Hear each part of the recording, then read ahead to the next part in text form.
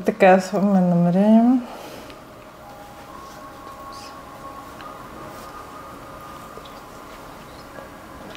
Пода тавана на стените, всички посоки времена на пространство, изток, запад, север, юг. Да изчисти това пространство. Да го напълни с много светлина, любов, баланс, хармония. Да защитава канала, който се отваря и да привлече най-правилните хора за Рали, за мен, за нейния подкаст, да гледа това видео. И слагам също така, който гледа това видео, да получава лечение, синхронизация, баланс, изобилие, благоденствие, растеж спрямо това, което физическото му тяло може да получи. Благодаря. Добре дошли в поредния епизод на Уроци за душата с много специален за мен гост Анета Тончева. Трудно ми е да я опиша, тя е една вселена. Има толкова много дарби и подаръци за света и за всички нас. Благодаря ти, Ани, че се съгласяваш отново да бъдеш мой гост. Първо в английския подкаст, ако не сте го гледали, ще пусна в описанието. И сега да си говорим за уроците на душата. Кой или кои са така най-големите уроци за теб така на първо четене? Какво е първото, което идва за сега? Аз първо искам да кажа благодаря за поканата отново. Надявам се за всички, които гледат този подкаст, да си намерят тяхното си нещо и наистина да има някаква ценност и стойност в това нещо. Кои са моите уроци за душата, бих казала? Първото е да приемам себе си. Първото е да приемам себе си точно такава, каквато съм. Чисто емоционално, ментално, физически. Тъй като още от малка знам, нали, че има неща, които бих казала в този момент съм си мислила, че са по-необикновени. Те всъщност са си много обикновени, но ми е било трудно да ги приемам, както и моите дарби и таланти, моята сензитивност, ако искаш, моите усещания, това чисто виждане, чуване. Ми е било трудно да го приемам, много пъти ме е било страх от него, много пъти съм го игнорирала, просто защото не съм знала какво да го направя. И така, това е, този урок съдържа много уроци. В него дали имам още уроци за душата? Да, още един урок. Да приема, че тези дарби и таланти не са само за мене, а че всъщност трябва да говоря за тях, да помагам на другите хора да преоткрият себе си. Ако трябва, аз не харесвам много думата учител, но да бъда учител, да бъда ментор, да им показвам пътя. Да споделяш това, което ти виждаш и с другите. Да, и да им помагам в тяхната трансформация, защото то наистина, когато станеш по-осъзнат, то е един път на трансформация. Да. И другото, което е, пак бих казала уроци на душата, да не спирам.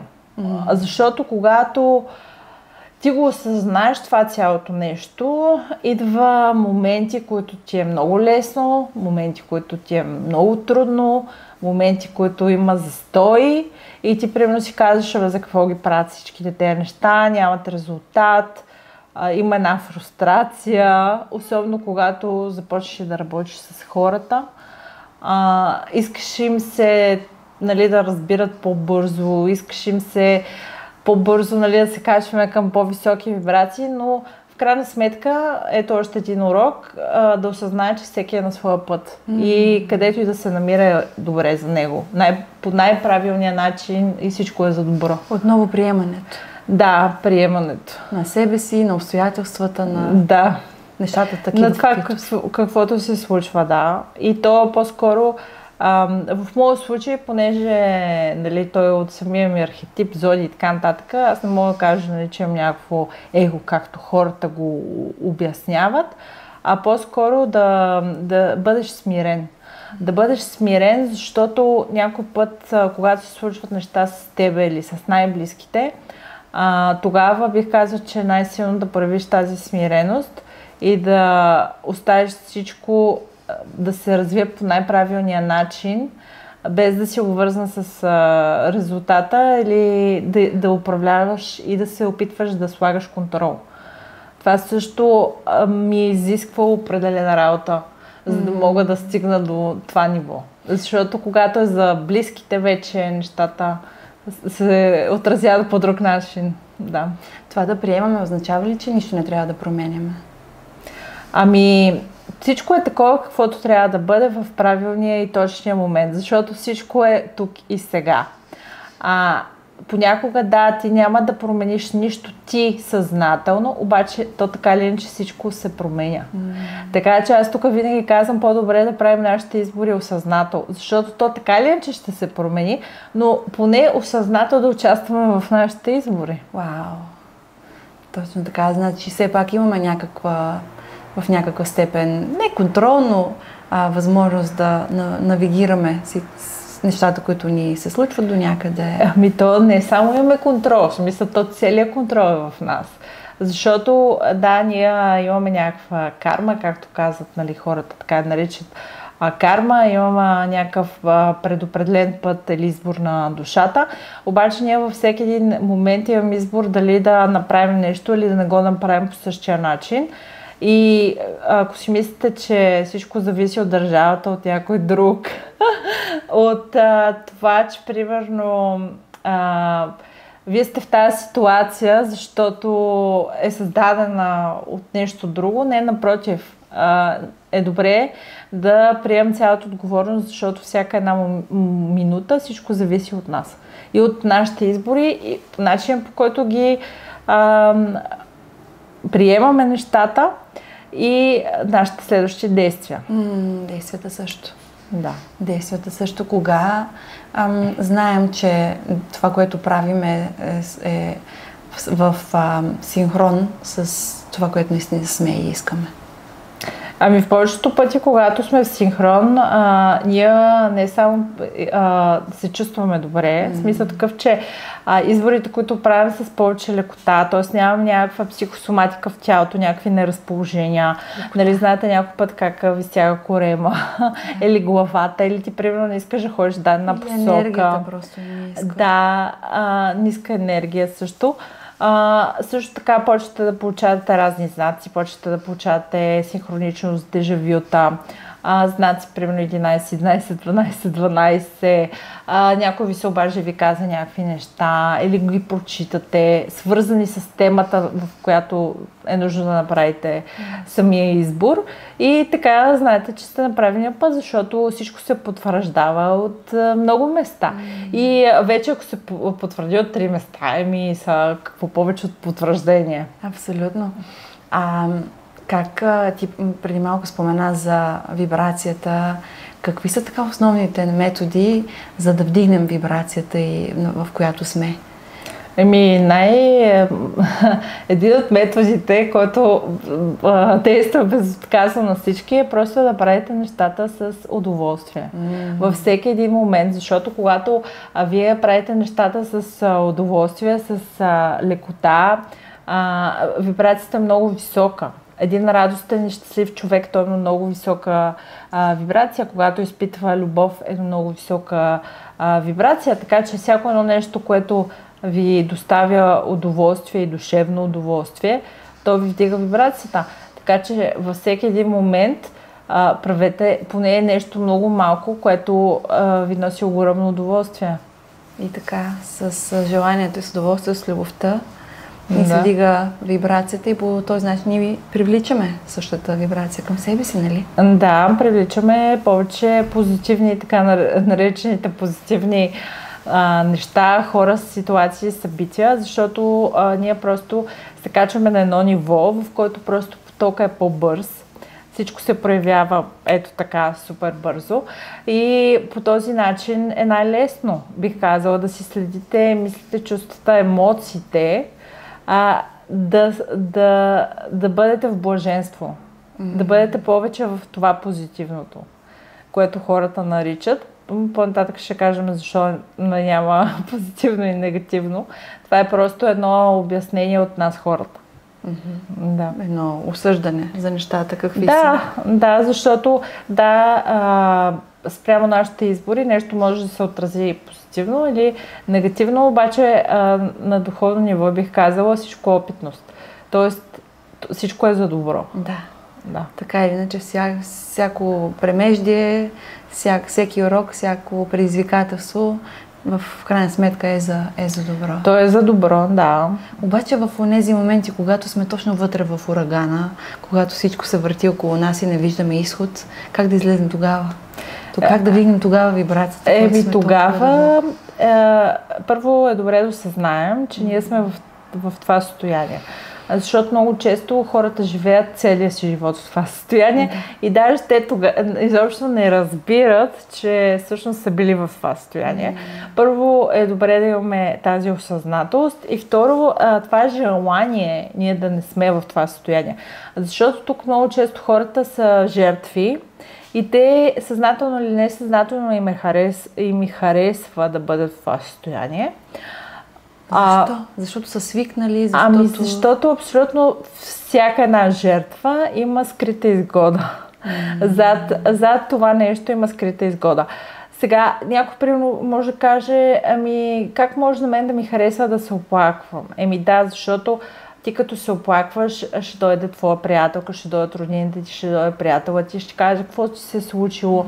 Айде сега обясни ми. И вие несъзнателно, някой съзнателно, енергиен вампиризъм, си взимате енергия. Другото, което е смисъл такъв, хората ще проявяват повече грижа към вас. Може повече подаръци да ви правят. Има много измерения на цялото това нещо, но абсолютно зад всяко такова нещо има някаква скрита изгода. Дали не е също и защото е по-лесно и от страх до някъде? То винаги нещата са свързани. Като цяло човека рядко иска да излиза от зоната си на комфорт. И там е страшно, и там е непознато, и това е нормално за повечето хора. Защо ни плаши толкова непознатото, като има толкова много потенциал и възможности там? Защо ни плаши според мен? Защото първо ни е заложено още отпреди, че е добре да познаваме района, в който живеем, да ни изяде някое животно. Примерно от нашите предишни опитности, от нашите предишни проявления, примерно, че близките също могат да нараняват, че любовните партньори също може да нараняват. И ние на база на предишни опитности също това се загнезва в нас и не искаме да излизаме от зоната си на комфорт. Също и с финансите може да сме изгубили много пари, може някой да ни е измамил. Във всяко едно направление е така. И затова на нас ни е толкова трудно някой път да излизаме от зоната си на комфорт. И също до някъде може би подсъзнателно си мислим, че това ще ни предпази от нещо, този страх. Да, той ни предпазва, си мислим, но и също така ни създава една фалшива чувство на контрол. Да. Че аз не правя нищо, за да не ми се случи това и то зависи от мене. Но както казах пак, и то много пъти се каже, че всичко тече и всичко се променя. Смисъл такъв, че то така или иначе се промени. И примерно сега с AI, той е тук. Обаче от нас зависи как ще го използваме. Да. Така или иначе. То е тук. Каквото и да правим. Приемаме го. Да, просто е приемане, но пак от нас зависи какво ще направим с това нещо, защото то е тук. И ние примерно ще кажем, аз няма да го използвам. Да, няма да го използваш, но в определени моменти ще се наложи по някакъв начин. Да. И пак може да избереш да не го правиш, обаче защо когато може да го направиш по такъв начин, че да ти носи някакъв дивиденд? Ясно. Точно така. Тъй като сме толкова отдалечени от себе си, ми се струва в обществото, в което живеем, не само покрай всичките виртуални как се казва, distractions, разсейвания и от медиите, и от изобщо всичко около нас. Кои са така начините да се върнем отново към себе си? Кое работи в повече? Аз знам, че работиш с много хора. Кое така работи или няколко неща, които можем да правим, така че да се откъснем от разсейващите, от шума и да се върнем пак към центъра, към себе си, към това, което наистина сме, към есенцията ни. Ето тук казвам пак от съзнатост и второто нещо, критично мислене. Защото когато човек няма критично мислене, това е дават ти нещо по телевизията, ти абсорбираш. Ти чуваш нещо по новините, ти го абсорбираш. Някой ти каза нещо, ти го приемаш за истина. И ти в крайна сметка няма как да се свържеш със себе си, защото ти имаш тези външни шумове, информация непрекъснато, която ти просто абсорбираш и не подлагаш по никакъв начин на съмнение нещо дали е така или не. И в момента, в който имаш критично мислене или мислиш изобщо, можеш да вземеш решението какво отново ти носи радост, защото повечето пъти ние се свързваме с себе си, отново чрез радостта. Когато беше малка, ти каква искаше да станеш? Да си спомняме тези неща. Да си спомняш нещата, които са наистина били важни за тебе. В момента, в който примерно си била насама с себе си и то преди много време също така, защото в крайна сметка тези моменти са били тези, които са те обособили като личност сега. И ние сега, ако примерно те питам някакви неща, ти ще помниш повечето хубави. Да, и много, нали, ако човека не е някакъв супер негативен, нали, ще каже и ще помни цялата история на някакви негативни неща, но ние просто така функционираме. Ние искаме да и помним повече позитивните неща. Ясно. За мен медитацията много ми е помагала през годините да се центрираме, да се върна към себе си и природата, срещата с хора, които са центрирани самите те, така че да се науча и аз. И също ретритите. Нека да поговорим малко за тях. Знам, че ти също организираш такива събития, ретрити. Каква е ползата? Защо изобщо са измислени ретритите? Те не са само бизнес, естествено или това йога. също. Или йога. Или йога. Да. Те са едно точно според мен откъсване от този шум, който е и свързване към истината. Да. То виж, смисъл има много практики за центриране. Да, медитациите са едно от тях. Природата също, защото ние сме част от нея. Да. Така че нормално там се зареждаме. Окружаващата среда, която каза хората, много е важно. Това е много важно, защото ние ставаме такива наистина с каквито се събираме и то затова българите го казват това. Да. Ретритите, аз не бих казала, че да речем моята философия за ретрит не е точно откъсване, а по-скоро как да интегрираш това дзен или така центрирано състояние в себе си, където и да си, по всяко време, просто да го практикуваш като едно твое състояние. Защото ние вече не сме като монасите. Смисъл такъв. На много хора, другото, което е, те отиват някъде за една седмица и после същите след това. За мен защо започна тази идея с ретритите? Защото за мен е нужно да бъдеш в центъра си всеки един момент. Да живееш тук и сега. Но когато ходиш, примерно, на нашите ретрити, ти се свързваш с такива хора, които са на твоята вибрация. Ти имаш подкрепа от енергийното поле на тези хора, на фасилитатора, на менторите, на коучовете, на всички, които са там, за да могат да ти обърнат индивидуално внимание и да ти кажат: хей, добре е да работиш на тези неща, добре е да пуснеш тези неща, да минеш през тази трансформация, но с повече лекота, защото всеки един човек непрекъснато се трансформира. Но когато имаш тази подкрепяща среда, е много хубаво.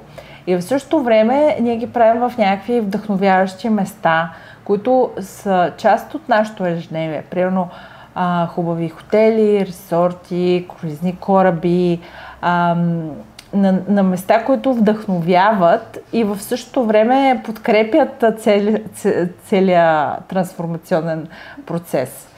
Тоест, аз, когато ходя на ретрит, нали, с хората, които са дошли с нас, аз им показвам как аз бих желала да им покажа всъщност начин, по който аз живея, местата, които аз съм посетила по един друг начин и в същото време да си вземат тази трансформация, опитност и те самите от самото място, от хората, с които общуват и от природата като цяло, от практиките.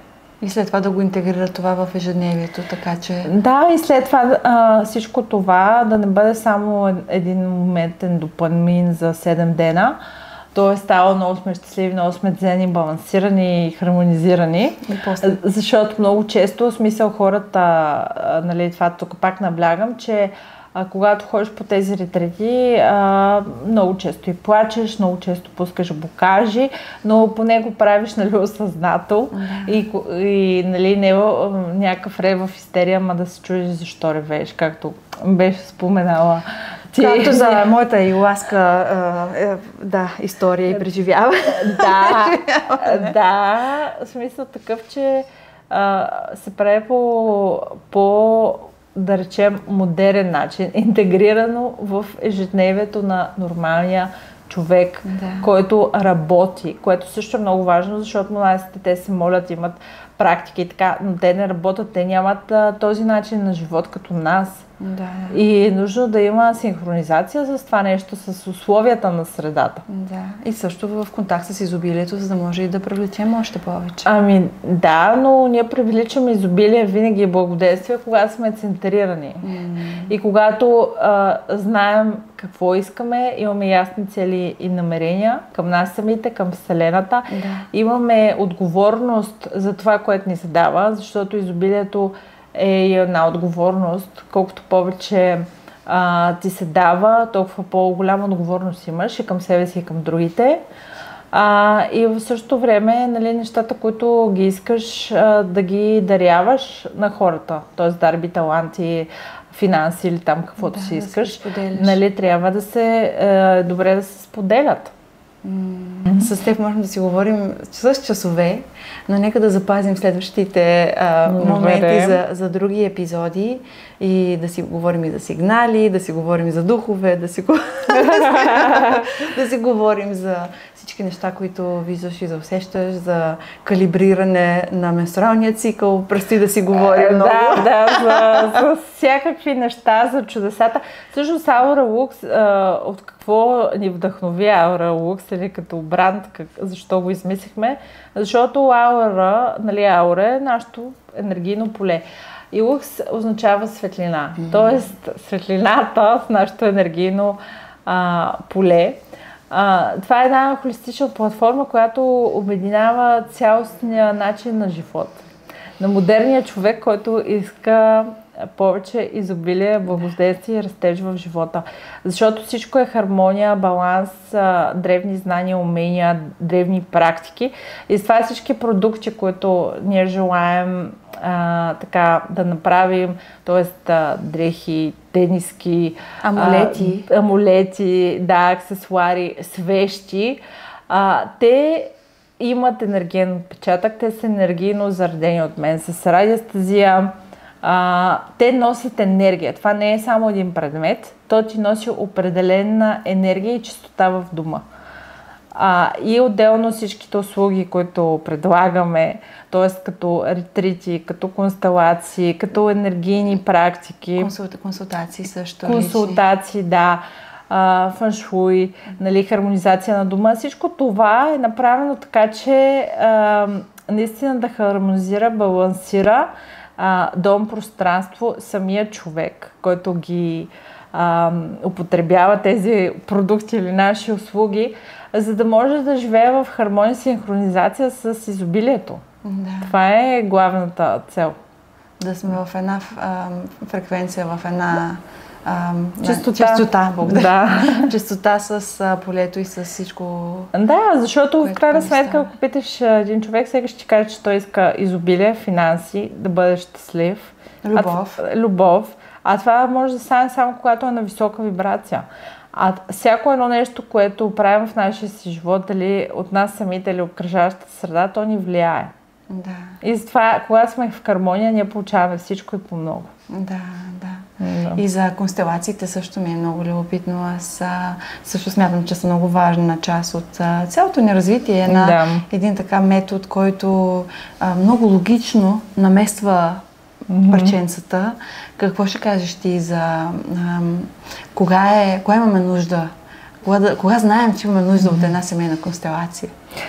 Моите констелации, в смисъл, защото те са по-известен като метод от Бър Хелингер, който той разработва семейните констелации. Да.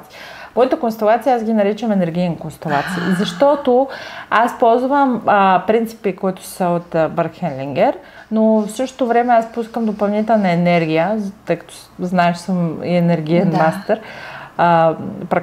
различни практики и така нататък, но това е друга тема. За да може човека, когато работим заедно, да освобождава и да хармонизира и да балансира още повече. Дали съм с един човек или съм в група. И затова с моите констелации ги наричам енергийни констелации, но принципно констелация може да се прави по много различни начини. Има много различни видове констелации. Има бизнес констелации, семейните констелации, които казах. Просто има много различни направления, но хората винаги казват семейство, защото ние сме част от една система. Ясно. И ние унаследяваме както така и благата, така и разни кармични взаимоотношения, които са по-негативни. Да. Кога човек мисли, че може да има констелация, е добре да направи констелация, когато примерно има негативен сценарий, който се повтаря, някакво заболяване, някаква случка, примерно финанси. Сега наскоро имах един клиент мъж, който всеки път каза, аз много пари правя. Той наистина много пари прави. В смисъл за общото разбиране много пари. Той много пари прави, обаче ви казва, всеки месец имам чувството, че така съм само да си погася сметките. Даже не съм ходила се не остават. И викам много странно и всеки път ми идват някакви такива разходи на очаквани, където не са планувани. И аз викам, тук трябва да е констелация, за да видим къде е порода, някъде този енергиен поток се е блокирал, какво се е случило, защото това е един много класически пример. Да. Или примерно някаква болест, която от поколение си се препода и ти знаеш, че си лекар и те казват генетично предразположение. Да, но има много други причини на енергийно ниво, защото това се случва. Защото ние даже с нашата мисъл форма може да си изменим гените. Ние може да го направим. Да, то е доказано вече. Да, ние това нещо може да го направим. Така че защо да не може да подобрим и нашето състояние? Смисъл такъв. Да. Чрез констелациите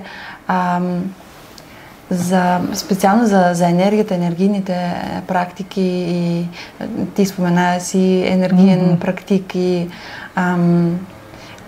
как да можем ли ние да навигираме по някакъв начин, кога знаем, че енергията в дома ни е нарушена, в живота ни, вътре в тялото ни? Можем, нещо, което абсолютно през всички се е случвало. Място. Има места, които влизаш и нещо те стяга, не ти харесва. Да. То не е само не ти хареса въздуха, не е само не ти хареса интериора, самото ти място и ти искаш просто бягаш да си ходиш. Може да е много хубаво място на външен вид, с интериор, но просто не ти е приятно. Да. Това означава, че там има някакви блокажи, нещо, което не е окей и е нужно да се изчисти. Това са места обикновено, където има много хора, примерно кафета, заведения, концерти, примерно офиси, също така, защото нали, там има и апаратура и много хора. И ние това нещо го усещаме с цялото си същество, че нещата не са наред. Тялото ни винаги, повечето пъти, когато нещо ни притеснява, ни свива корема, слънчевия сплит, получаваме главоболие, мигрена, краката някой път отказват. Буквално аз съм имала хора, клиенти, където не искаха ходят на работа, поради ред причини и някакви сериозни проблеми с краката. И после като ги балансираме, те нищо им няма. Така че ние сме много сензитивни, но просто е нужно да може да вникаме в това нещо. Как мислиш, какво ни влияе? Дали са и предишните животи, и опитности, неща, които имаме да си довършим? Дали е и също и родовата, дали във всяка клетка носим някакъв генетичен материал и енергия от родово поколение наред, нали, за да сме аз и ти сега тук. Има колко поколения назад, нали, които са ни дали възможност и така път. Всичко влияе. Вселената, природата, земята. Всичко влияе. Всичко. Да. И аз за това, примерно, съм изобъртила, така се каже. Аз го наричам изобретение. В смисъл такъв няма такава формулировка. Аз не съм виждала, нали, до момента. Това ми е нещо спуснато отгоре. Не съм го изобретила аз, просто съм го написала като метода вида, който аз използвам. Това всъщност е ум на всички нива. Ум, дух, душа, тяло и заобикаляща среда, защото това, което казах преди, ние сме единица, но ние не съществуваме сами. Ние сме свързани с всяко нещо и е нужно да се работи на всички тези нива, защото абсолютно всичко ни влияе. Може ли да ги повториш пак? Ум, дух, душа и тяло. Дух, душа и тяло. Да, защото просто нали, триединството, което е дух, душа, тяло, нали, да, но всичко при нас като хора, нали, за да го обясня по-лесно на хората, защото някои хора какво е дух, какво е душа, смисъл, но всички знаят какво е ум, примерно. Нали, то се заражда в нашия ум и става мисъл форма. С нашия ум, нали, ние мислим за нещо и то след това се проявява в реалността. Материалната. Но винаги това е начина. Винаги това е начин. Затова е много важно какво мислим, как го мислим, защото това е нещо, което искам тук да ви кажа. Е много хубаво да го знаят всички, че ние живеем тук и сега, няма минало и няма бъдеще. Времето не съществува.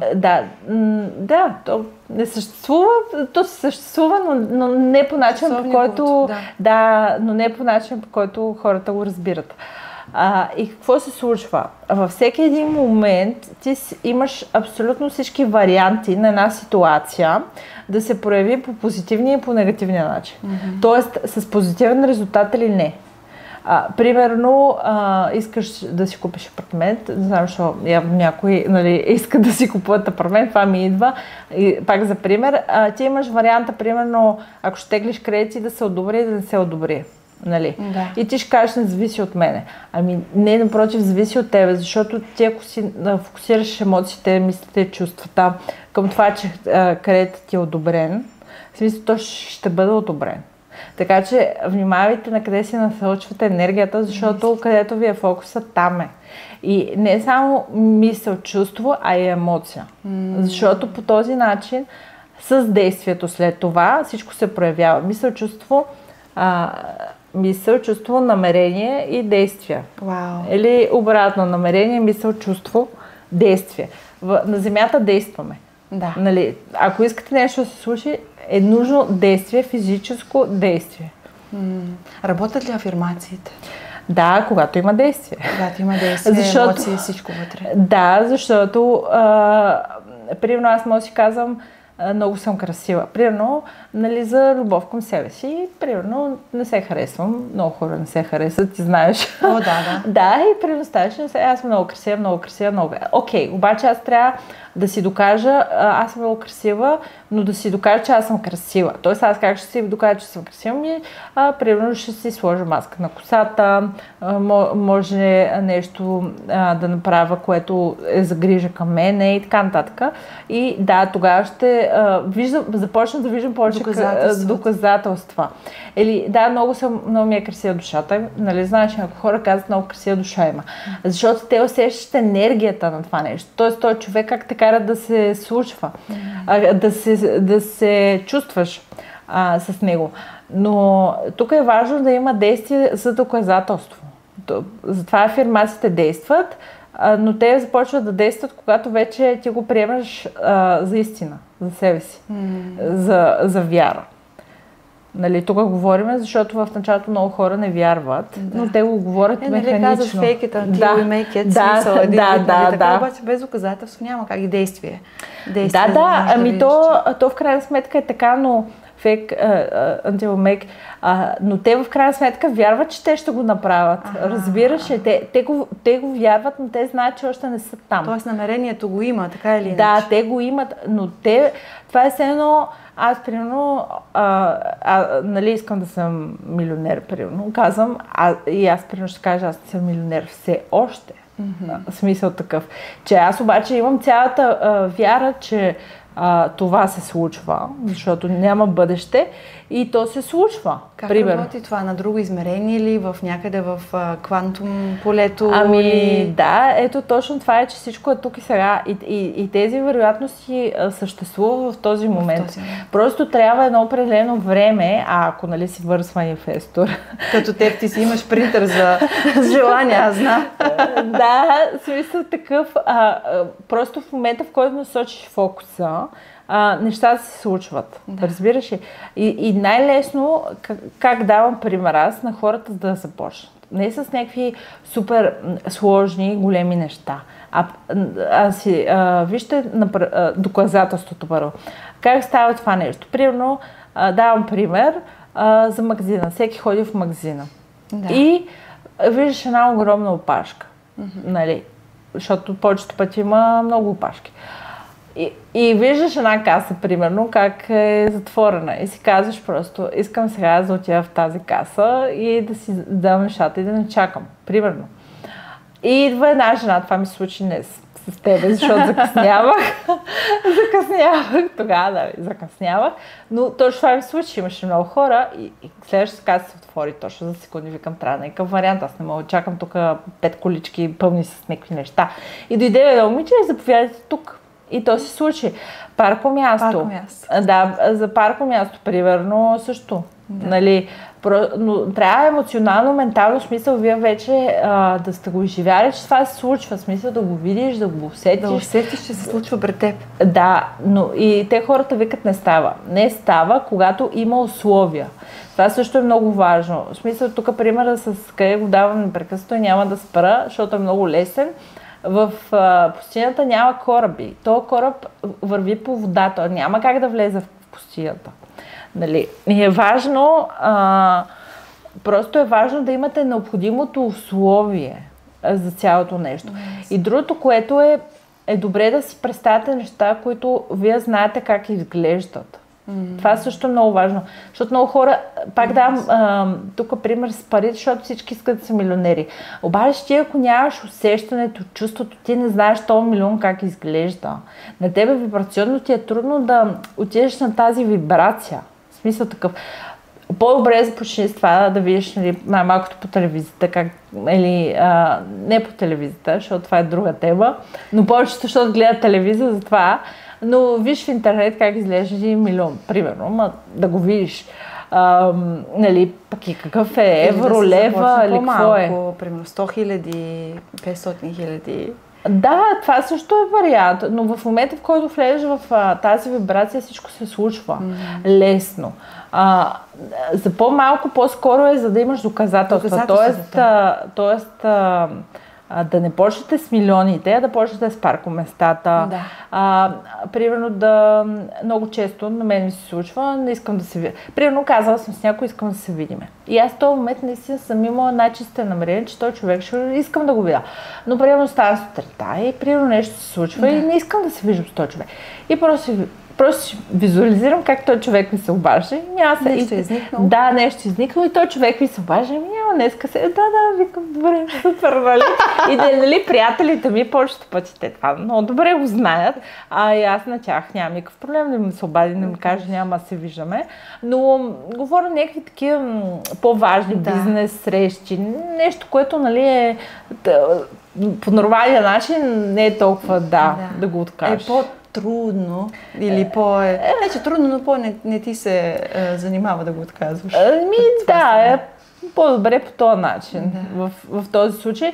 Но започнете се такива неща и си дайте около 2 седмици. Защото аз няма да забравя, като това много години беше.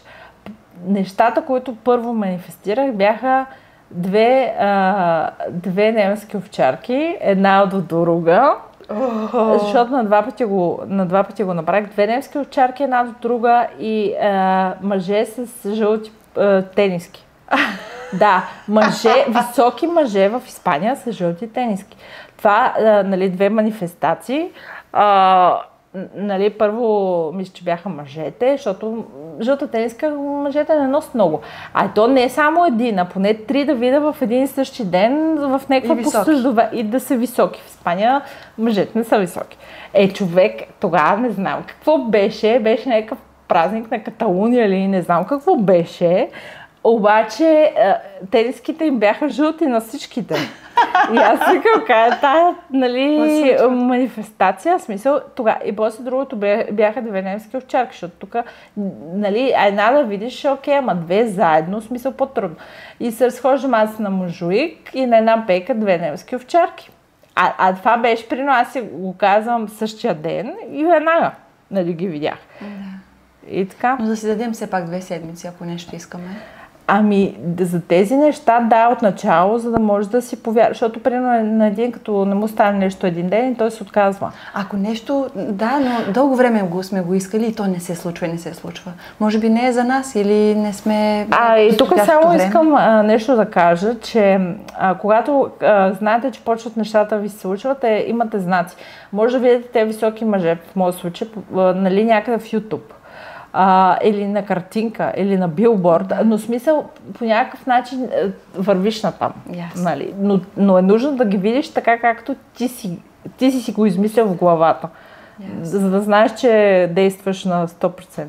В смисъл защо нещо не се е случило? Първо, защото е нямало условия, както казах, какво означава условия. Второ, защото нали, енергията се разпръсква. Третото нещо, ти го искаш, обаче то наистина не е за тебе, защото има по-добри варианти.